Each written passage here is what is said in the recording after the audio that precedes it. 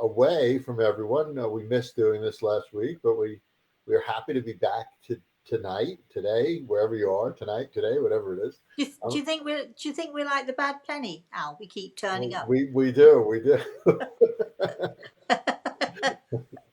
Hopefully, people keep picking up that penny, though, right? We like what people pick up and listen. So, Well, I uh, like to think we're that nice new shiny penny that just keeps turning up everywhere. Rosemary, what do you know what time it is right now? Are we late or are we on time? No, Oh we my don't gosh, know. we're not overtime, are we? Are we under time? Do you think people might actually guess what the topic of our conversation is going to be today? So I thought it might be a good topic, and for all of you listening, hello, welcome, and hi, Alan, welcome to you and my wonderful co-host. But we thought that we would sort of dive straight into this because uh, so many people that I've been talking to, uh, not just with all the stuff that's going on right now, but over the years, the amount of times that we waste time, the amount of times that we don't use our time wisely, the amount of times other people waste our time. That's because we allow them to, obviously, but nevertheless, Or we say we don't have time, right? or we say, yeah, I don't have time for this or this. And there's a great adage which says, what is it? If you want something doing, get a busy person, find a busy person to do it for you. Because a busy person, a person who likes to be busy and keeps busy and is always doing things, somehow or another, that person will find time to slot you in there, or they will find time to, they'll have time for volunteering, they'll have time for all kinds of stuff. Whereas, those people who let's say idle away time, and please don't misunderstand me, because I'm not saying that it's wrong to idle away all time, but those people who sort of waste time or idle time or spend time very often at home bored and unhappy because there's nothing to do, they're the people we'd like to reach today. They're the people we'd like to talk to today about wasting time or killing time, or as I put it, murdering time. Because um, life, again, everybody's heard it. Life is so short, and it's only in times of trauma and tragedy that, as we come together as a nation, as we come together as the human race, as we come together in times of crisis or so on, it's only then that we realize how tenuous life is, how fragile we are as human beings. One minute we're here, but the next minute we can be gone just like that, because as human beings we are fragile. We're susceptible to accidents. We're susceptible to heart failures and kidney failures. We're susceptible to all of those things. We know it. We know that life is tenuous. We know that we're fragile. We know that life could end for us. Even as I'm speaking, we know that I could, just drop dead or something. I'm not going to, by the way, just because I know that I'm not going to, but just the same. But we know that life is precious. How many times do we all say, well, life is precious? Time is precious, but how many of us actually really do get the most out of the time that we have, get the best out of the time we have? And how many of us really value the time that we have? And I'll say this one more thing and then I'll hand it back to you. But I was talking to a friend this morning, and I was saying, I look at my daughter, and she's in her apartment with her son. Now, you might say that she's cooped up. You might say that she's trapped. You might say that, that sort of thing. Or you might say, gosh, I've got this I've got this time. I don't know how long it's going to last. I don't know how long we're going to be thrown together. I don't know how long it's going to be before I have to take on other responsibilities. But this time, I mean, how often do we get blocks of time like this where we can actually, spend time with our kids, where we can actually have that time to do whatever it is we want to do?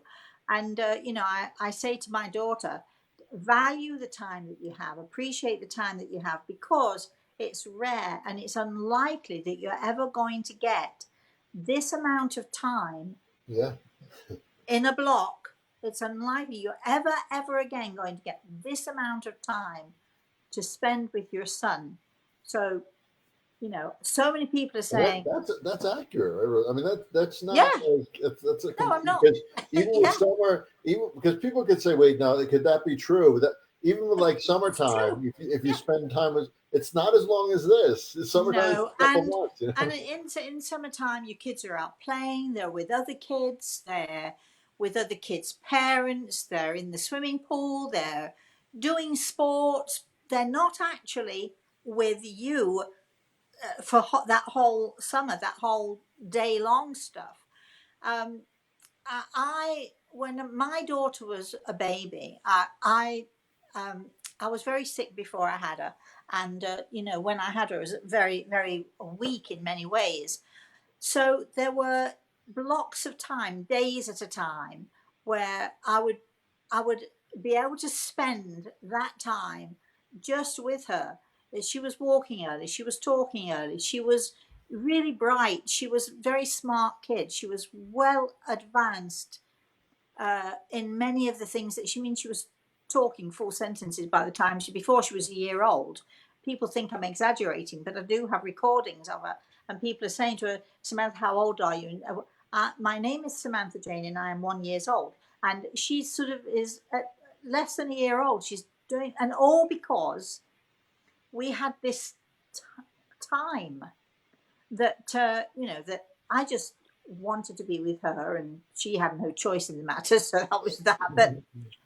But even then, when she was little, there were never blocks of uninterrupted one on one, or if you've got two or three kids with you, three kids or whatever it is, there was never this uninterrupted family time. And this, I think that instead of people, Michelle, and she's lovely, my assistant, she texted me the other day, I'm going crazy, so many days, blah, blah, blah, in the house with my two kids. And I wrote her back, you've got a swimming pool and a garden, get a grip.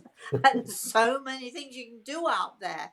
And there are so many people who don't have that. But This, even so, instead of sort of looking at uh, time as I'm bored, I've got nothing to do.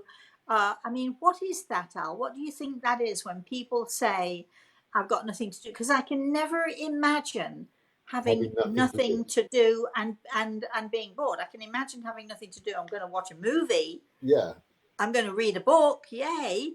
I right. can imagine those blocks of time, smaller blocks of time, where I give myself time to read or to watch a movie or to listen to music or whatever it is that I do. But rarely, in fact, if ever, have I, even when I was sick and couldn't go anywhere or do anything, I've rarely sort of, I've done jigsaws, I've, done all sorts of stuff, uh, things that I wanted to do rather than twiddle my thumbs or just waste the time that I have. And especially when things like this happen in our world and all of a sudden everybody's panicking, this is the time to think, maybe I should use the time that I have better than I have been doing. Maybe I should make the most of the time I have rather than idling, killing, murdering the time, not doing anything with it, but just sort of sitting, twiddling your thumbs and just, out of boredom.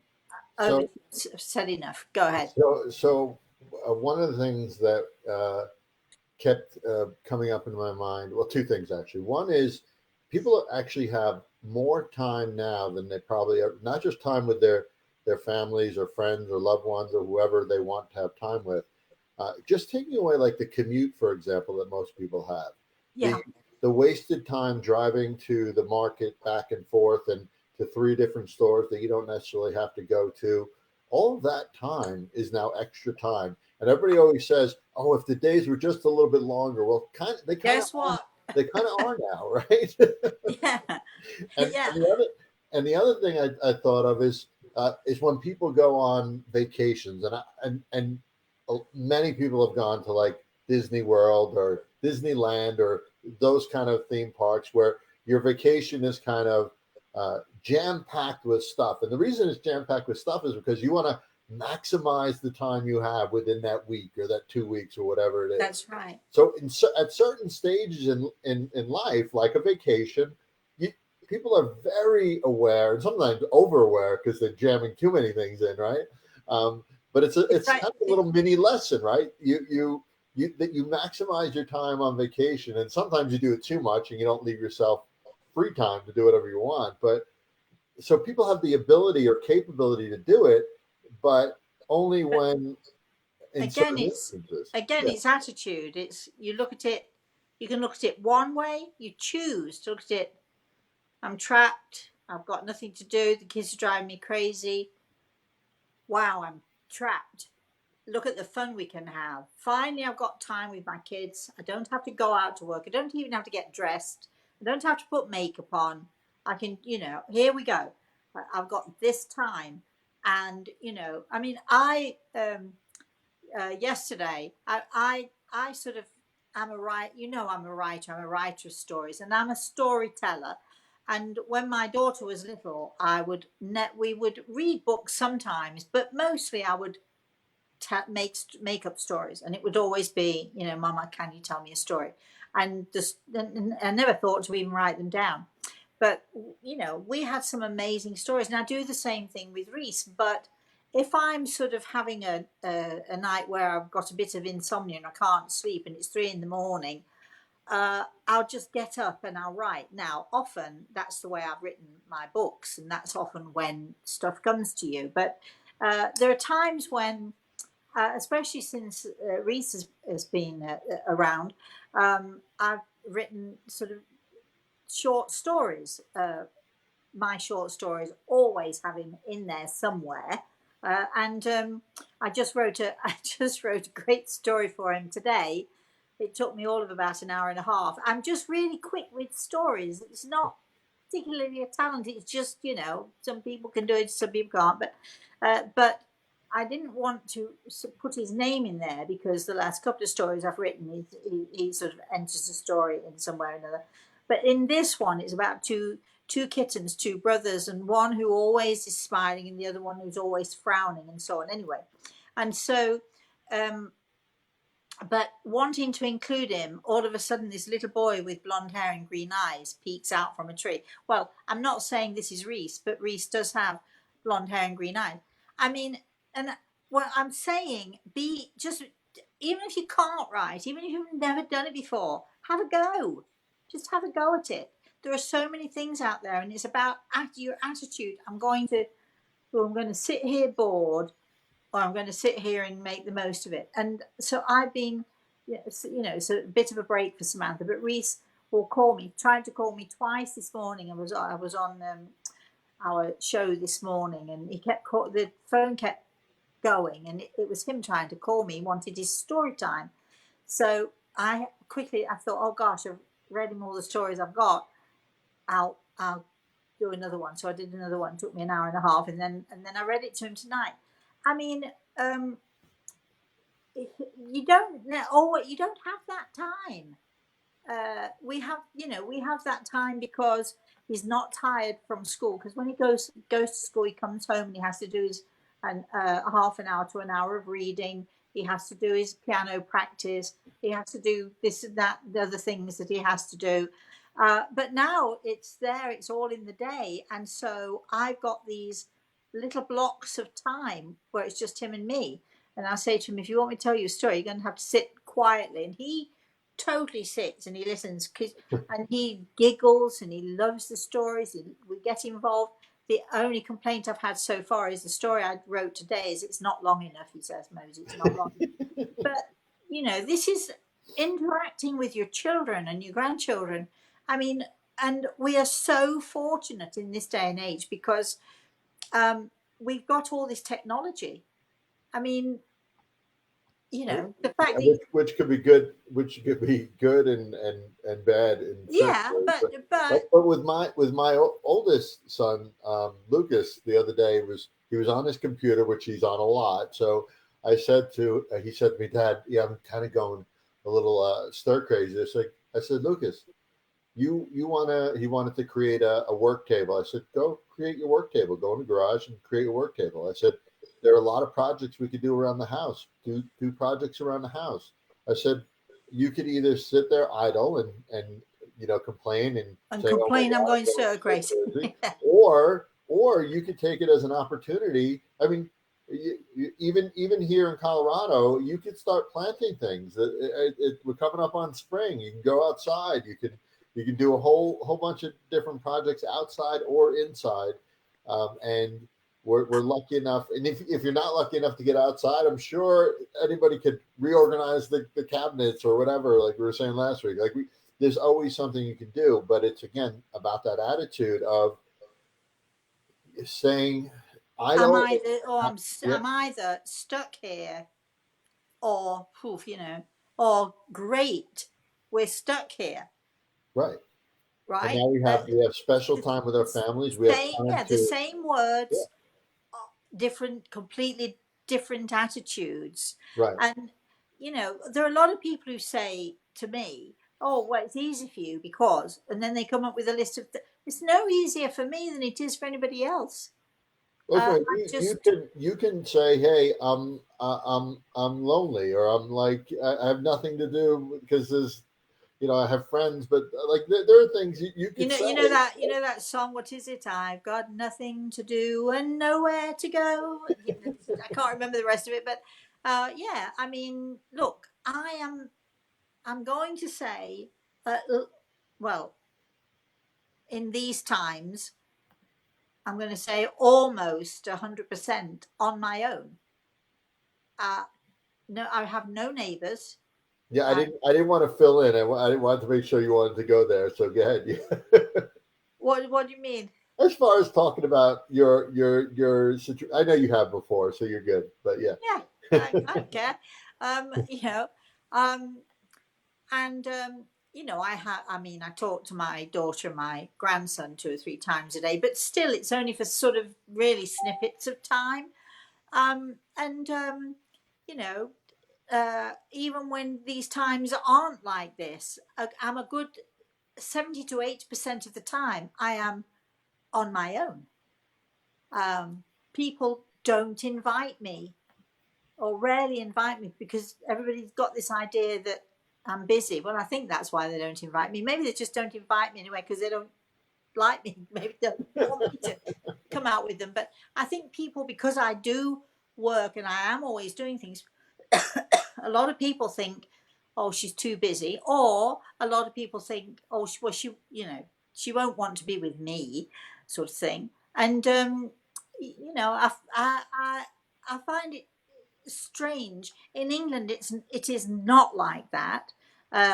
Maybe it's because I'm British and Americans don't quite know how to take me. I don't know what it is, but and I think England is a smaller country, so you naturally neighbour more. You naturally have connections when you live on a small island, and that island has been invaded a couple of times. You naturally, well, more than a couple of times actually, but you sort of it's a more helping your neighbour because you're more isolated in a way, right. if that makes any sense. But am I going to sit here and moan and wail, or am I going to get on and do stuff? And it's it's my choice. So it's my choice. And why So is Chris look, we have on? a Hi, special Chris. guest. Hey, have we got a guest on this show? Hi, Chris. We do. She was messaging on the side, asked her if she wanted to come in, and Yay! she So had the time, so we brought her in. I read Chris my story about half an hour before we came on the show. I because Chris is writing children's stories as well. So I read her the story that I wrote this afternoon. She said, "Did you write that today?" I said, "Yeah." She said, "Well, how long does it take you?" And I knew because there was this slot of time. I said, "It took me an hour and a half." And I had to get it finished in case Reese called and said, "Mosey, can I have another story?" Which he did. And there it was, you know. So it's sort of pressure. You're under pressure. So, Chris, what do you think about time, wasting time, killing time, and everything that we've talked about so far? Oh, Chris, we can't hear you. You have to unmute, Chris. Yeah, she's unmuted on this. I think it's something on her end. So she's. Let's try this. Yeah, Yep, that works. Perfect. Yeah. Okay, I had my headphones plugged in.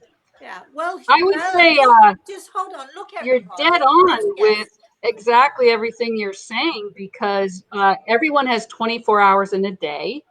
And at the end of the day, you can have something to show for it, or you might not. Well, not you say everyone. Not everyone is cooped up. I mean, we still have those terrific people who work in grocery stores and hospitals and clinics, and we still have those fantastic people who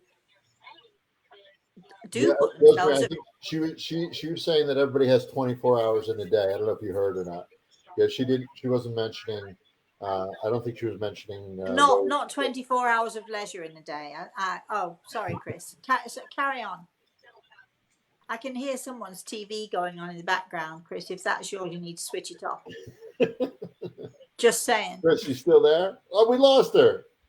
Oh no! Come back! Come back! She's gone to switch the TV off. So she just to rehash. She said everybody has 24 hours in a day, and you could either come away with something that you did in that 24 hours or not. She put it quite simply, but actually eloquently. Well, it is, but how true it is. Yeah. She's going to hopefully hop back on in a Yeah. few minutes.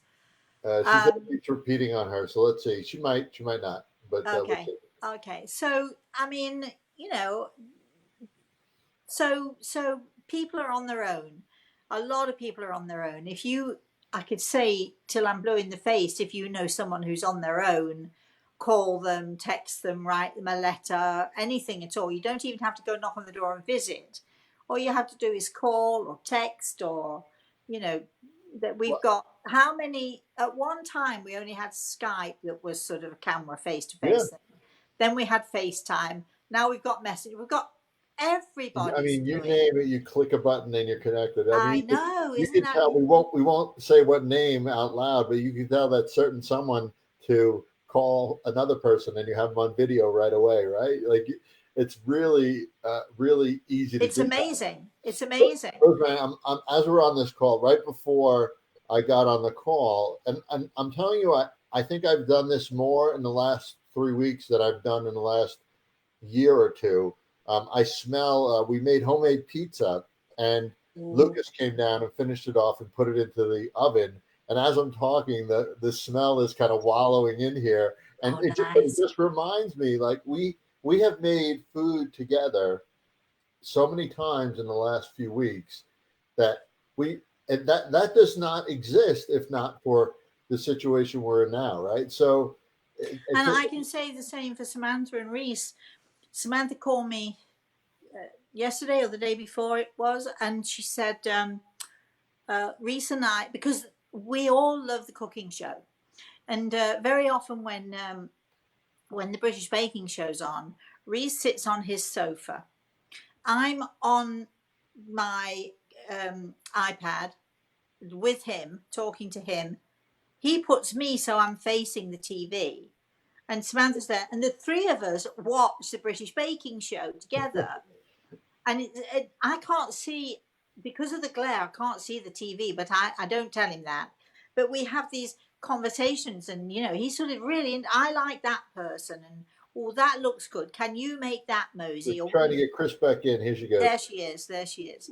And we sort of have these conversations with the British Baking Show, and now it's all of a sudden Samantha says, we were Reese and I were thinking of making bread, and I'm thinking, good luck with that. It's like, because you know. And she said, well, you used to make it all the time, which I made bread every weekend. I used to make a big batch of bread every weekend, and friends would come from goodness knows where, and we'd always have a big Sunday tea, and everybody was invited.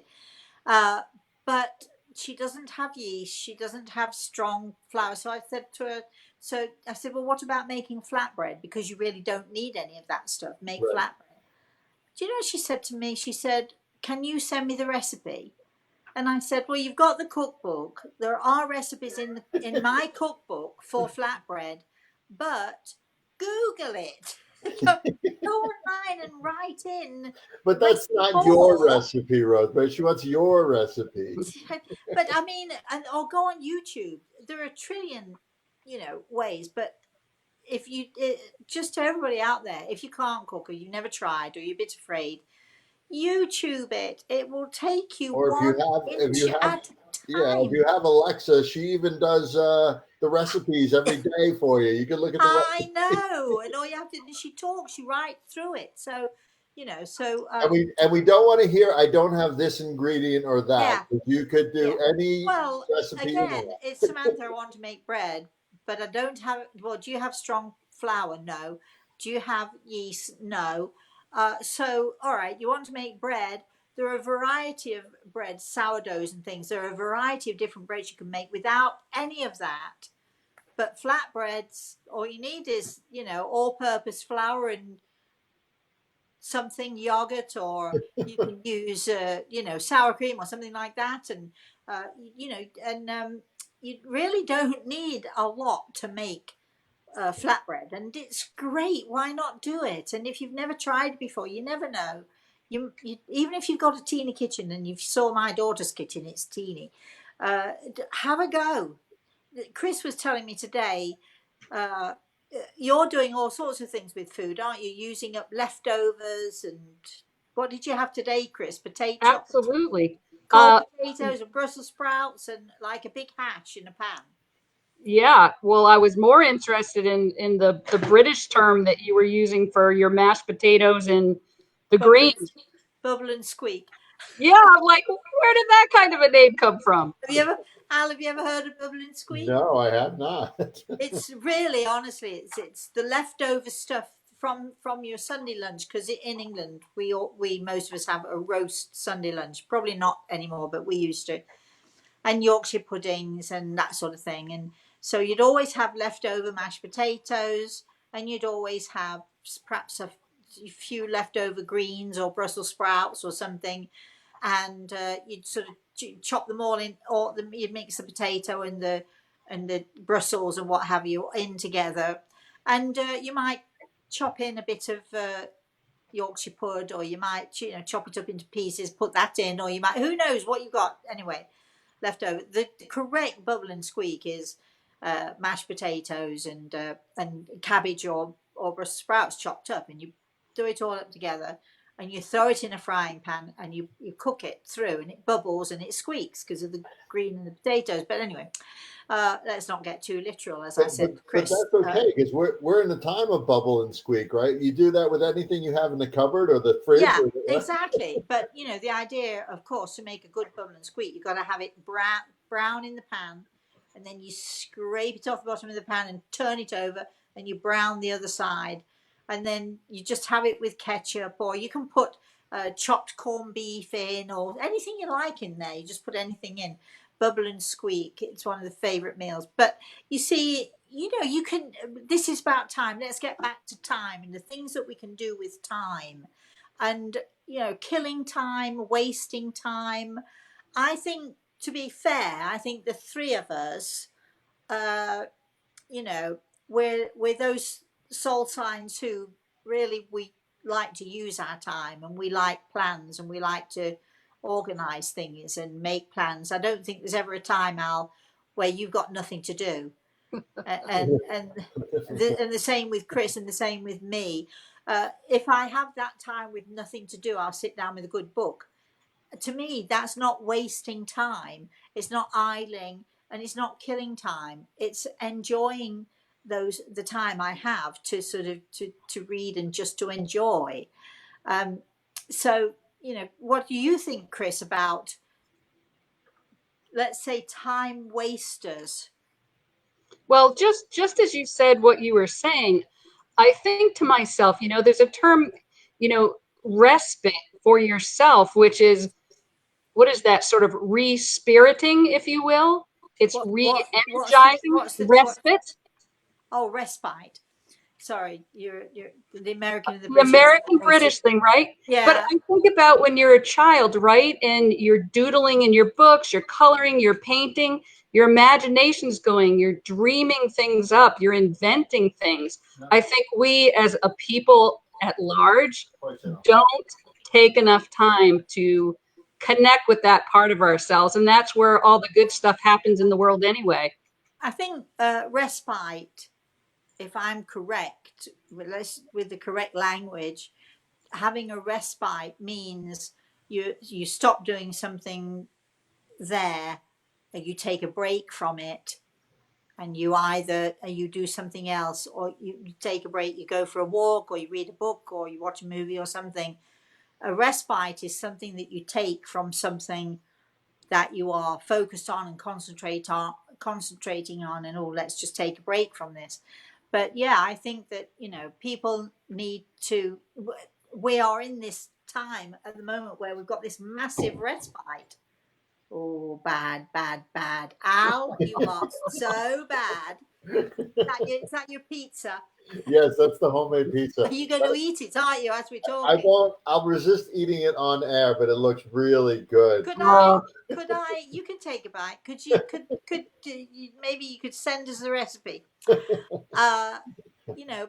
we have this time, that we have this block of time at the moment where it's like a big respite for so many people from work, or even if you have to work at home, you've got a respite from traveling, you've got to take a respite from having to get up and get dressed at a certain time and put your makeup on and do your hair and look the part. We've certainly got a respite from that.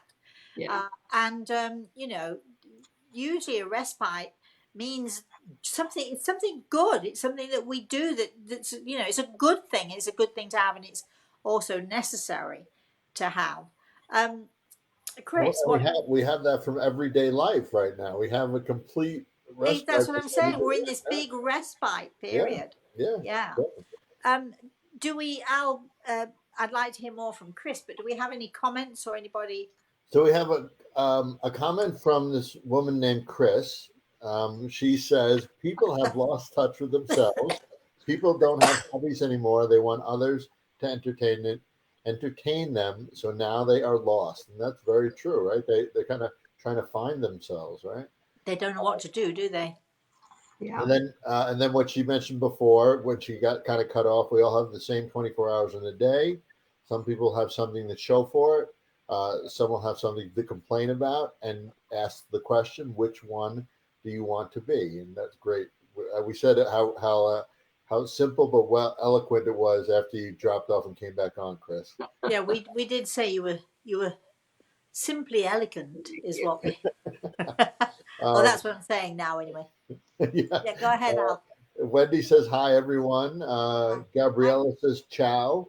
Christina says be grateful for the time and acknowledge it as a gift. Some people don't have this opportunity if you are an essential worker or can't afford to be home alone together. Wendy agrees with Christina. Then she says, I love Bubble and Squeak. That's Wendy, right? It's got to be Wendy, because Wendy's British. Yep, exactly. She knows what Bubble and Squeak is all about. It's one of my favorites too. Exactly. And then we have Randy, who is still lost even with her family around. So again, that's about attitude, right, Rosemary? Some people. I'd like to know. I'd like to know what it means when she or he, I'm not sure, it says that they are lost. I'd like to know lost in what way, because maybe we could help if you were to write in and say why or how you feel lost. Maybe we could give you one or two little tips to help you find yourself. this is a very good topic because our, this next month's lesson in the particular class we're doing tonight So is Randy says bored. That's what she was saying. She's bored, Randy. now. So That he was or very he or she, I naughty. can't see the picture. It's a very tiny picture. That is really naughty because there is no reason why anyone should be bored. And this is, you're right, Al, this is then about attitude. Um, the world is an amazing place. Just in a person's back garden, it's an amazing place. If you go out into the local park, if you've not got a garden, there are always places to go. And if you don't have a park or a garden, or you don't want to go out, then you've got a computer because you're on here. So I know that you can sort of, there are so many things to discover, even sitting in your own armchair.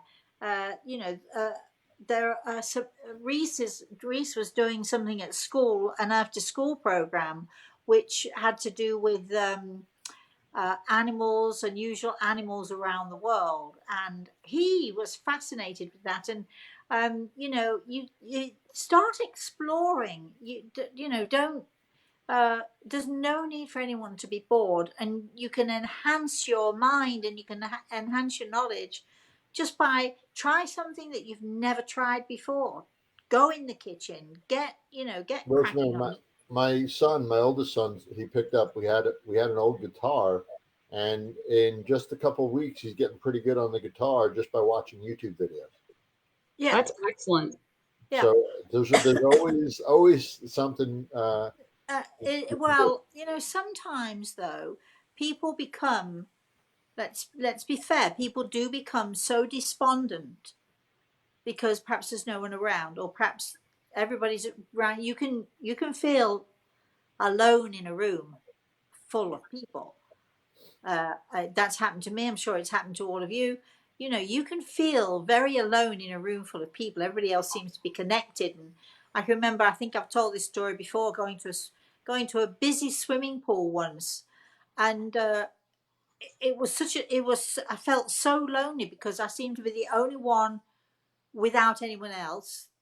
Everybody else seemed to have somebody they were with, someone they were enjoying the pool with.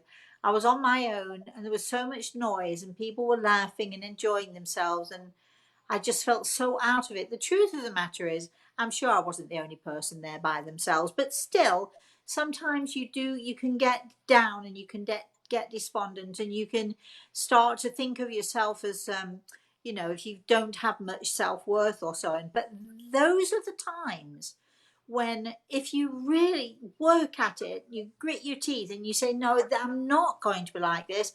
I'm not going to, allow my insecurities to rule my life. I'm going to take charge of myself, and rev yourself up to taking charge. Then you can go out there and start exploring. I do realize that it's hard for people. It's not an easy thing to do always. I get that. But if you don't do it, Randy, nobody else is going to do it for you. I can tell you now. In the end, Nobody. it's their choice, right, Rosemary? So please, please, please make the choice to, you know, become alive, and uh, don't waste the gift of the life that we've been given, because we none of us ever know how long we're going to have this gift for. Rosemary, And we're close to time. I want to make sure we get to our recipe too. So if if we and I think we're done with the comment. We see we have one more comment here. Nope. Randy just sends a heart, a little green heart with love. Um, just so you know that. So if we had a recipe for the appreciation of time, we're not wasting time, we're making the best of the time you have. What are some of the ingredients? And Chris, I'd love to hear from you too, right? Some of the ingredients that we would put in the pot, as we always do. One of the first things I would think about is revisit your childhood. Think about those things that brought you joy before the world at large told us that they weren't things to do. Now, Rosemary, I'm talking about the fun things, not some of the things you've gone through. If you loved riding a bike, if you loved going fishing, if you like going for hikes, if you like, cartooning or, doodling, those kinds of things, they can bring you great satisfaction now.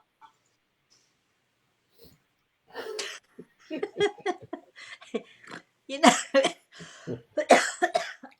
yes, oh, excuse me. I think it's very, very difficult for a lot of people to revisit their childhood, Chris, but I would put into the pot, the first thing I would put into that pot of ingredients is courage.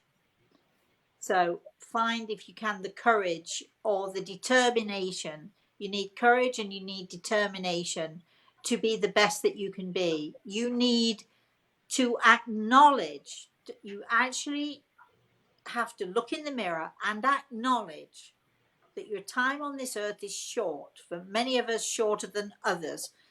If you can acknowledge that time is short, that your life is short, time is running out for all of us from the time we're born.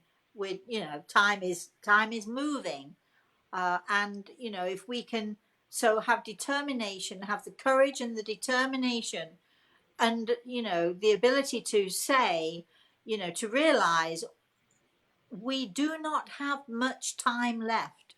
For so many of us, we've only got so much time with our health and well-being. And as we get older, we lose the ability to do many of the things. And so, sort of the determination, I think determination and courage are two of the most important ingredients we can put in the pot.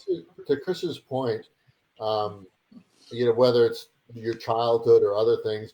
I think it is a good time to reflect and yes. look at the things you do enjoy, right? And to maximize time and take part in those things you enjoy that you may have not done in years. Someone, Wendy just said jigsaw puzzles, and my wife and my son are in the other room doing a big jigsaw puzzle together for the first time in a long time. And I think those are the things that kind of.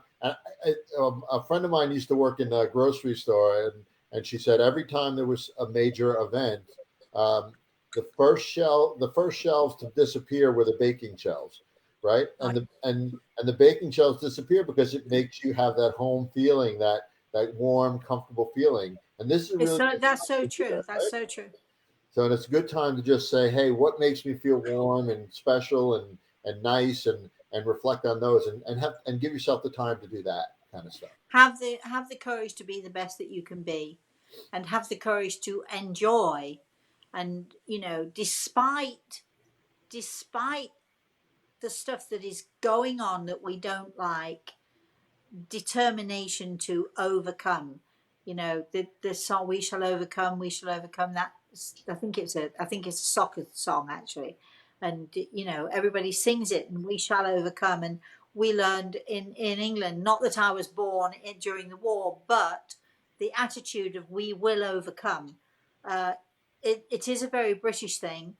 Again, because we're a small island and we've been invaded so many times by so many other races, I think we've learned to have that inner strength to overcome. So I would encourage everybody out there to dare to be determined to overcome, to dare to be and to overcome the adversities. And the only way that we can overcome all of those adversities is to just be the very best that we can be. Don't allow other people to put us down. Don't sit there twiddling your thumbs. Don't sit there bored thinking, what can I do? Get off your butt and find something to do. That's my opinion. Anyone else a comment? Chris, do you have a comment? We do have to. I see the time is sort of running out a little bit. I'm right with you, Rosemary. Your show is everything's about attitude. So it's a choice. What choice are you going to make? The half glass empty, half glass full attitude, and now more than ever, you can choose to look at the time you have as a burden or a blessing, right?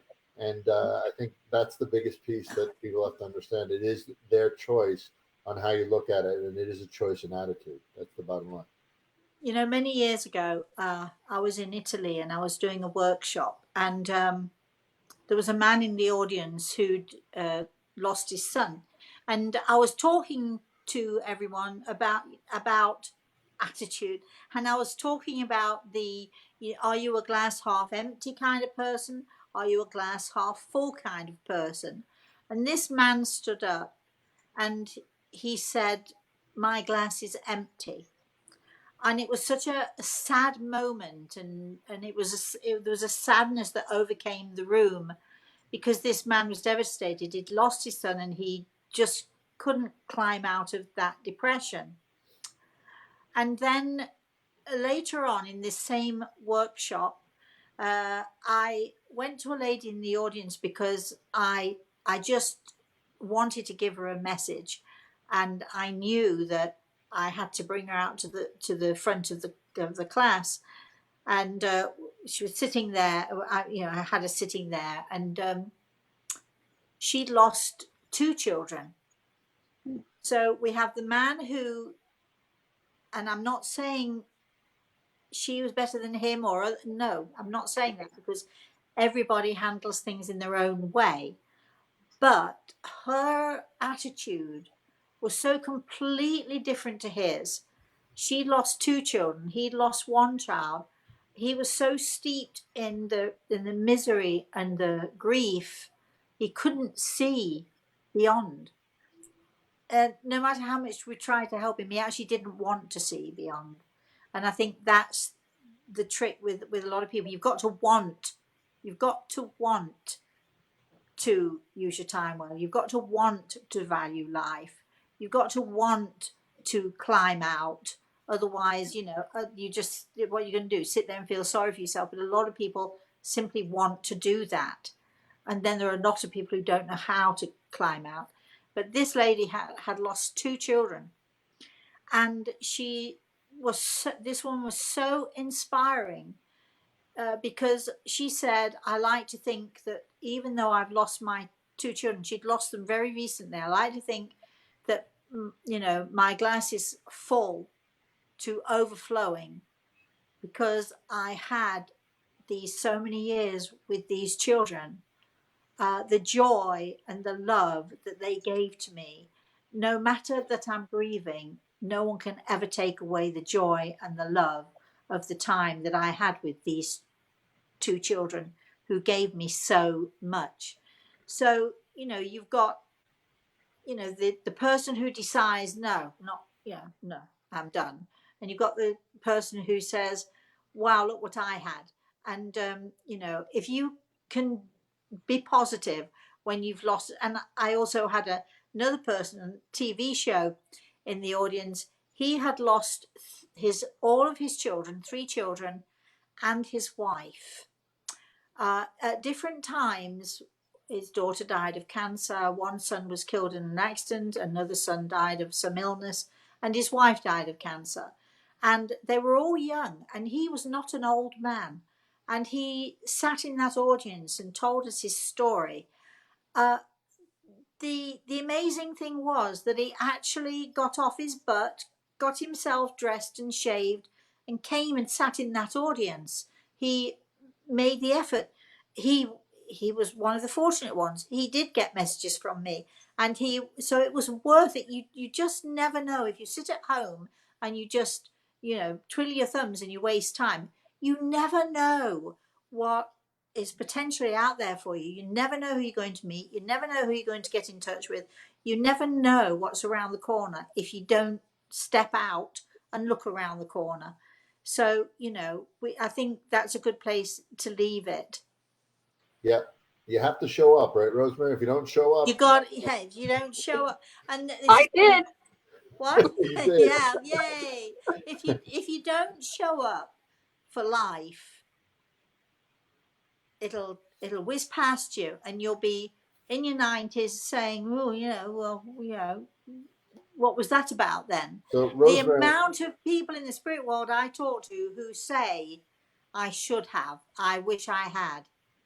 And don't be So, one of those. so Rosemary, I don't want to say that I should have and then didn't do this last piece here. Hold on. There you go. I want the recipe. It looks really, really good. I used to make pizza years ago with sort of, I don't know what it was, but some sort of water and flour, or so it was good, and oil or something. I think it was good, but Well, I don't care for pizza. my grandmother had a pizza dough recipe that was sent to us. We didn't make it for this pizza, but we have it and we're going to make it. And I found out that my ancestors, my great grandmother and great grandfather, actually owned an Italian bakery, and a lot of the Oh, recipes that were passed down were actually passed down from them. and I want them. Can I have them, Milano please? pizza. I So, don't even eat pizza. I'm not a pizza lover, but I have a feeling that homemade pizza and yeah, flatbread. I like flatbread, and I, like to make my own flatbread from time to time. You can do so much with it, and it's so easy. I mean, you can make it in 15, 20 minutes, but you could be within half an hour. You can have mixed it, made it, cooked it, and be eating it. yes, exactly. So, Rosemary, So we do have to jump to class. yeah. So, So thank you, Chris. It's been a joy having you here as a guest. Al, my lovely co-host, thank you very much for joining us. If you need to know more about us, you may email me, rosemary at rosemaryalateo.com. If you want to know more about Al at alpisano.com. Or if you want to be on the show, or if you just want to make comments or suggestions, you can email us info@everythingisattitude.com. Am I good, Al? Are you I'm impressed? telling you, you I are on it remembered all. now. I remembered all this right off the top of my head. We shall. Hopefully, we shall be here next week to see you next week, and hopefully, we will have a guest. And if not, it'll be just Al and I. Will invite Chris along again. Why not? If anybody else wants to join us, let us know. We'll be very happy to have you all on. Maggie, we want you on as a guest. Just saying. And please, please, please, in the meantime, thank you for joining us. Please have a very, very blessed rest of the night, and have a very blessed weekend, everybody.